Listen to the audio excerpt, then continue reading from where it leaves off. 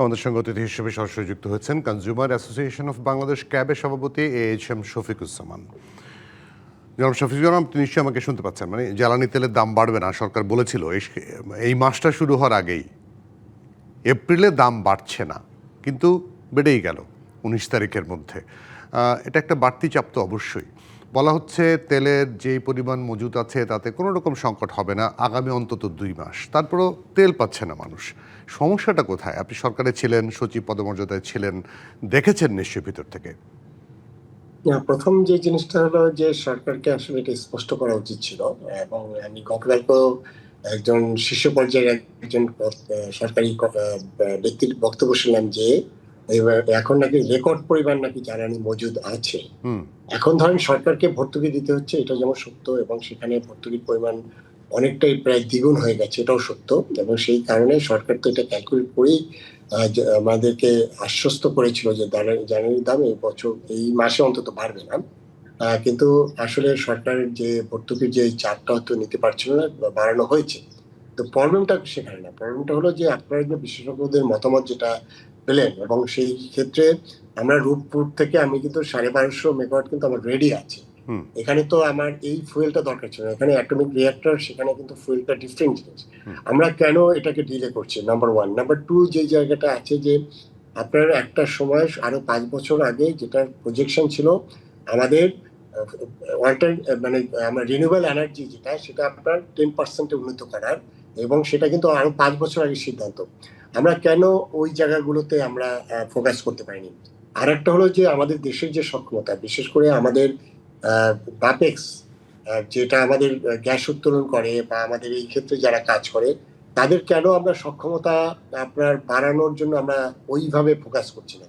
এই বিষয়গুলো যেমন আছে। সরকার যে এখন যে বাড়ানো, এবং একটা সময় ছিল যে সরকার লাভ করেছে। আমার কথাটা হলো যে সরকার এখানে বিজনেস করবে না, সরকার এটা সেবা দিবে। সেই সেবা দেওয়ার ক্ষেত্রে এই যে সরকারের আসলে কতটুকু আপনার কষ্ট আসলো, এবং এখন যে জ্বালানিটা পাইপলাইনে আছে যেটা বেশি দাম দিয়ে সরকার কিনেছে, সেটা তো এখনো আমার মার্কেটে আসে নাই। এখন ধরেন যে জ্বালানিটা এখনো মার্কেটে আছে সেটা কিন্তু আপনার কোন সময় জ্বালানি এবং সেটা কষ্টটা কত, এটার জন্য আমাদের এনার্জি রেগুলেটরি কমিশনকে এটা ইম্পোর্ট করা ছিল, এবং তারা এটা গণশুনানি করবে, জনগণকে জানাবে।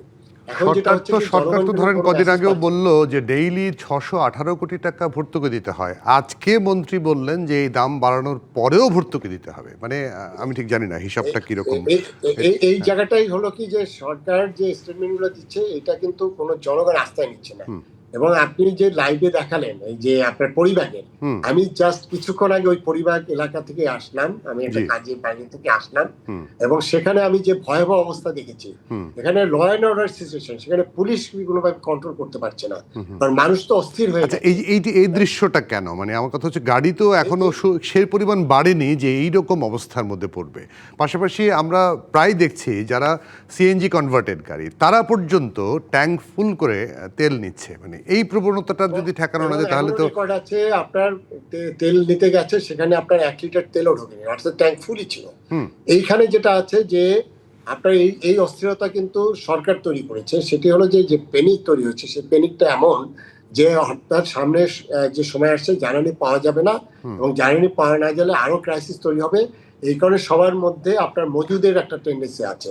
এখন এই যে মজুদ হচ্ছে বা এই যে প্যানিকটা তৈরি হচ্ছে, সেটার দায়িত্বটা তো সরকারের। অর্থাৎ আপনার আমরা যেটা সাপ্লাই চেনে যেটা বলা হচ্ছে যে সর্বোচ্চ পরিমাণ মজুদ আছে, আমরা কিন্তু জানি না প্রতিদিন কতটুকু ডিমান্ড এবং কতটুকু সাপ্লাই দিচ্ছে, এবং মজুদের অবস্থাটা কি। এবং বারে বারে বলা হচ্ছে যে জাহাজ আসছে, এবং আমি গতকালকে নিজে দেখলাম যে আরো 2টো জাহাজ নাকি এসেছে।